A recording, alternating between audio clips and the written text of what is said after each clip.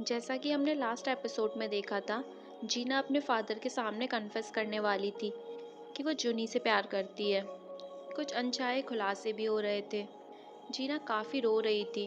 उसके फादर उसे कहते हैं, जुनी कहाँ है? और वो शॉक होकर उनकी तरफ देखती है। वो कहती है, आपको पता है? उसके फादर कहते हैं, तुम बच्चों जैसा बिहेव कर रही हो। इस बात को कहने के लिए इतना समय लगाया। वहाँ जुनी भी जीना को लेकर काफ़ी परेशान हो रहा था। वो उसे मैसेज पे मैसेज किए जा रहा था, पर जीना अभी अपने फादर से बात कर रही थी। जुनी का काम में भी दिल नहीं लग रहा था। वो अपनी बहन को कॉल करता है, पर वो भी उससे काफ़ी रूड बिहेव करती है। उसे समझ नहीं आता कि वो ऐसा क्यों कर रही है, और वो फ़ोन रख देती है। दूसरी तरफ उसे दिखाया जाता है कि वो अभी भी घर में ही थी, पर वो जुनी से झूठ कहती है कि मैं घर पर नहीं हूँ। अब जब उसे पता ही चल गया था कि इन दोनों के बीच में कुछ चल रहा है, उसे हर वो एक बात याद आने लग जाती है जो पहले उसे कोइंसिडेंट लग रही थी। अब जब वो सारी बातें याद कर रही थी तो उसे समझ आ रहा था कि जुनी की हर बात जीना से लिंक थी। जुनी का बार बार जीना के बारे में पूछना, पर वो उसे कभी समझ ही नहीं पाई। पर आज जब उसने किचन टेबल पर पड़ी उस ड्राइंग बुक को देखा तो सब कुछ क्लियर हो गया। जुनी का इस तरह जीना के कमरे में होना और जुनी का वो अलग सा बिहेवियर। अब उसे सब कुछ समझ आ रहा था कि जुनी उसे अपने कमरे से क्यों निकाल देता था। वहीं जुनी के पास जीना की मॉम का कॉल आता है। पहले तो वो काफ़ी घबरा जाता है, और दूसरे ही पल उसे हॉस्पिटल में दिखाया जाता है। उसकी माँ डॉक्टर से कहती है, आप इसका भी चेकअप कर लीजिए। जिसके बाद तीनों लंच के लिए जाते हैं। जीना की माँ एक बार फिर शादी की बात छेड़ देती हैं, तुम दोनों को भी कोई अच्छी सी लड़की देखकर शादी कर लेनी चाहिए। फिर वो जुनी से कहती है, तुम कोई अच्छी लड़की देखना और फिर शादी करना, बच्चे करना। तुम्हारी माँ ऊपर से ये सब देखकर काफ़ी खुश होंगी। जुनी उनसे कुछ कह पाता इससे पहले ही उनका बेटा उसे रोक देता है। वहीं दूसरी तरफ जीना का रो रो के गला खराब हो गया था। जीना के फादर उसे कहते हैं, क्या मैं जुनी से बात करूं? उसके फादर कहते हैं, अगर तुम नहीं चाहती तो मैं नहीं करूंगा। वो कहती है, मैंने ऐसा नहीं कहा। आप उसे चिल्लाओगे तो नहीं ना? उसके फादर हंसने लग जाते हैं। वो तीनों लंच के बाद घर के लिए निकल रहे होते हैं। जीना का भाई कहता है, अगर तुम आज उनके सामने सच बता देते तो वो शायद चक्कर खाकर गिर जाती, इसीलिए मैंने तुम्हें रोक दिया। जुनी कहता है, पर वो तो एक ना एक दिन होना ही है, और मुझे लगता है शायद ये जल्द ही हो। वो दोनों भी एक दूसरे को बाय कहकर वहाँ से चले जाते हैं। रात में जीना उससे मिलने आती है। वो उसे देखकर हंसने लगता है। कहता है, तुमने अपनी आंखें इतनी क्यों सुजा ली हैं? मैंने पूरी कोशिश की थी कि मैं ना रोऊं, पर मेरे आंसू ही नहीं रुक रहे थे। वो कहता है, मैं अपनी बहन को बता दूंगा। पर जीना कहती है, नहीं, उसे मैं बताऊंगी, क्योंकि मैं उसकी फ्रेंड हूँ। अगर मैंने उसे नहीं बताया तो उसे ऐसा लगेगा कि मैं ये बात उससे छुपाना चाहती थी। जब जूनी अपने घर पहुंचता है तो अपनी ड्राइंग बुक को टेबल पर रखा पाता है, जिसके बगल में एक टी कप भी होता है, जिसे देखकर वो समझ जाता है कि यहाँ क्या हुआ है। शायद उसकी बहन को पता चल गया है। वो सीधे अपनी बहन के रूम में जाता है, पर काफ़ी आवाज़ लगाने के बाद भी जब वो नहीं उठती तो वो कहता है, चलो ठीक है, मैं तुमसे कल बात करूँगा। हालांकि वो सोई नहीं होती है, पर वो इस वक्त जुनी से बिल्कुल बात नहीं करना चाहती थी। नेक्स्ट मॉर्निंग जब जुनी उठता है तो वो फ्रिज पर एक नोट लगा हुआ देखता है, जो कि उसकी सिस्टर ने लिखा था, I am using your car. वहीं दूसरी तरफ जीना की कलीग उससे पूछती है, मुझे तो ये लगता है कि सबको पता है कि तुम किसी को डेट कर रही हो, सिवाय मेरे।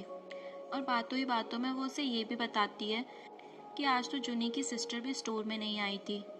जीना उससे उसके बारे में पूछना चाहती है, पर वो कहती है, मुझे नहीं पता, शायद कोई पर्सनल रीज़न हो सकता है। और फिर कहती है, तुम टॉपिक को बदलने की कोशिश मत करो।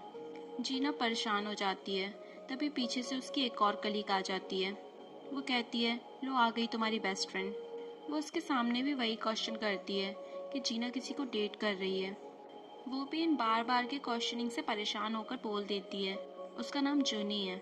जिसके बाद उसके कान के पर्दे फट जाते हैं। जीना भी शॉक्ड हो जाती है कि इसने ऐसा क्यों कह दिया। हालांकि वो भी इस बात का खुलासा करना चाहती थी, पर कुछ इस तरह उसने सोचा नहीं था। वहीं जूनी भी लिफ्ट में जीना की एक कलीग के साथ होता है। वो भी उससे वही क्वेश्चन कर रही होती है कि जीना किसी को डेट कर रही है, क्या तुम्हें पता है वो कौन है? जूनी भी बिना हेजिटेट किए उसे कहता है, मैं ही हूँ उसका बॉयफ्रेंड। जिसके बाद वो शर्मा कर भाग जाती है। यहाँ वो लड़की तो बिल्कुल पागल हो जाती है। वो कहती है, तुमने जुनी को मुझसे चुरा लिया, वो मुझसे फ्लर्ट करता था। दूसरी लड़की कहती है, अच्छा उसने तुमसे कब फ्लर्ट किया?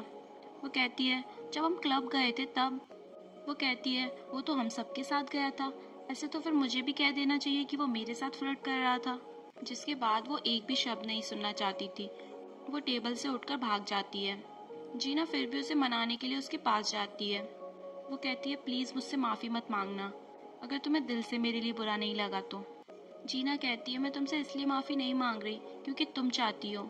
मैं सिर्फ इसलिए सॉरी हूँ कि मैंने ये बात तुम्हें पहले नहीं बताई, और ना ही इसका ये मतलब है कि मैं तुमसे ज़्यादा सुंदर हूँ या फिर तुमसे ज़्यादा अच्छी हूँ, इसलिए मुझे नहीं लगता कि तुम्हें बुरा लगना चाहिए। वो उससे कहती है, प्लीज़ मेरी मुश्किलों को और मत बढ़ाओ। जुनी की सिस्टर अभी भी ये बात नहीं जानती है, मैं उसे जल्द ही बता दूंगी, तो तब तक क्या तुम भी प्रिटेंड कर सकती हो कि तुम्हें कुछ नहीं पता? वो जीना को कहती है, मुझे नहीं लगता कि तुम्हारे पेरेंट्स इस बात के लिए मानेंगे, वो कुछ ज़्यादा ही चूसी हैं। जीना उसे थैंक यू कहती है, जिसके बाद वो वहाँ से चली जाती है। वहीं दूसरी तरफ जुनी की सिस्टर अपनी मॉम की ग्रेव पर आती है। वो कुछ देर वहाँ बैठती है और फिर उसके आंसू बहने लगते हैं। वो कहती है, माँ मुझे पता है कि आप पहले से ही इतनी चिंता में हो कि मैं आपके बेटे के लिए वो सब नहीं कर पा रही हूँ जो शायद आप करती। मुझे पता है कि आप सब कुछ जानती हो, पर मैं नहीं चाहती कि जुनी हार्ड टाइम से गुजरे। मैं उसको सफ़र करता हुआ नहीं देख सकती। यहाँ वो उसके और जीना के रिलेशनशिप के बारे में बात कर रही थी। यहाँ जुनी भी उसे लगातार कॉल कर रहा था, पर वो अभी उससे बात नहीं करना चाहती थी। ऑफिस में फीमेल एम्प्लॉयज़ के हरासमेंट के चक्कर में अभी भी गर्मा गर्मी चल रही थी। सब अपनी तरफ से क्लियर कट होना चाहते थे, पर एक इंसान अभी भी थी जो इसके पीछे लगी हुई थी। वो एक मेल एम्प्लॉय को अपने पास बुलाती हैं और उसे एक वीडियो दिखाती हैं जिसमें उसे साफ साफ देखा जा सकता था।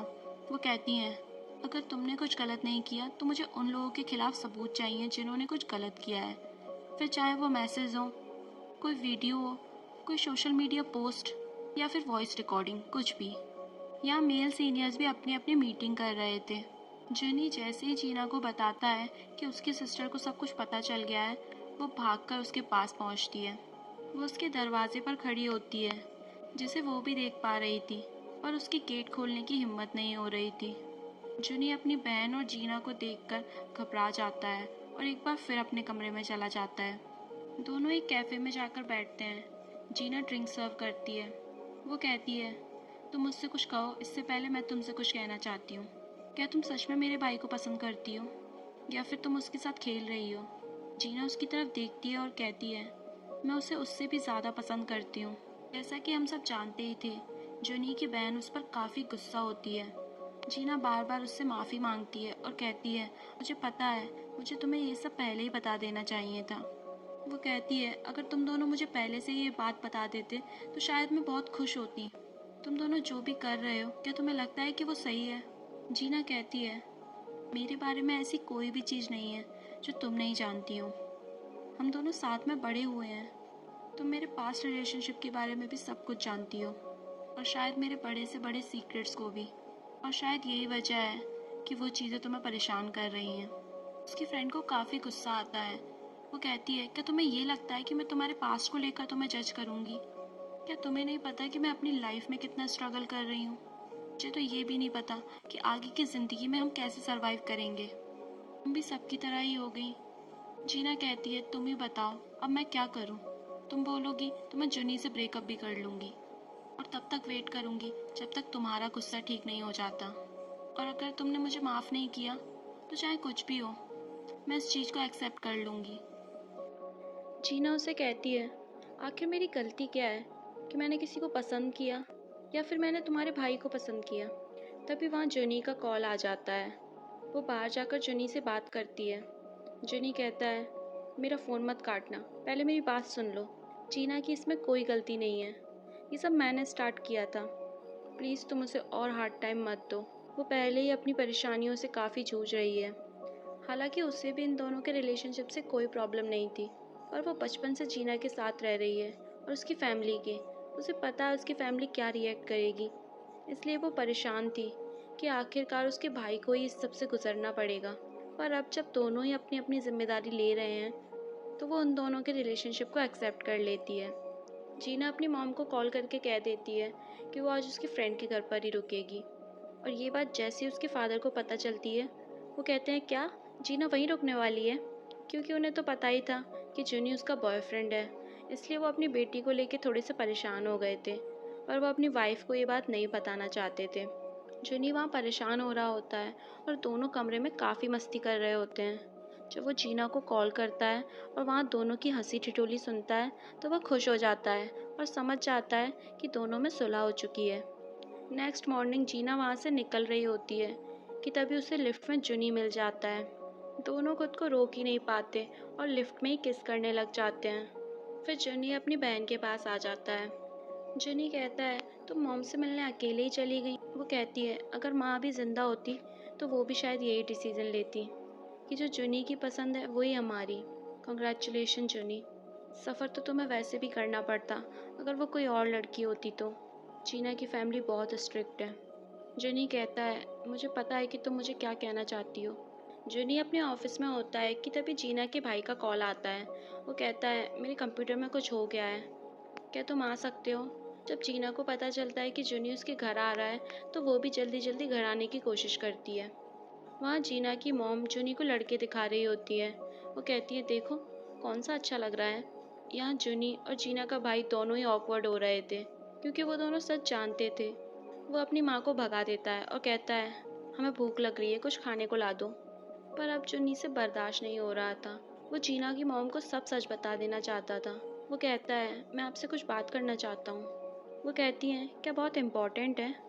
अच्छा ठीक है, तुम रूम में बैठो, मैं वहीं आती हूँ। जीना का भाई भी वहाँ आ जाता है और सर पकड़ लेता है।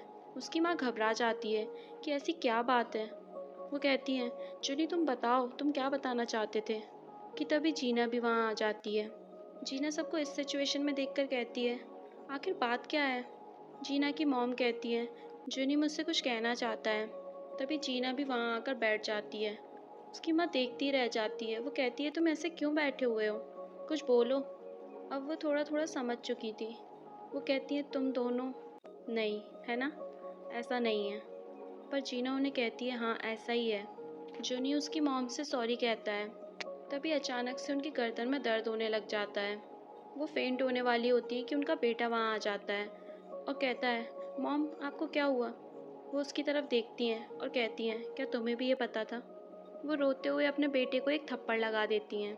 और इसी के साथ हमारा यह एपिसोड यहीं पर ख़त्म हो जाता है।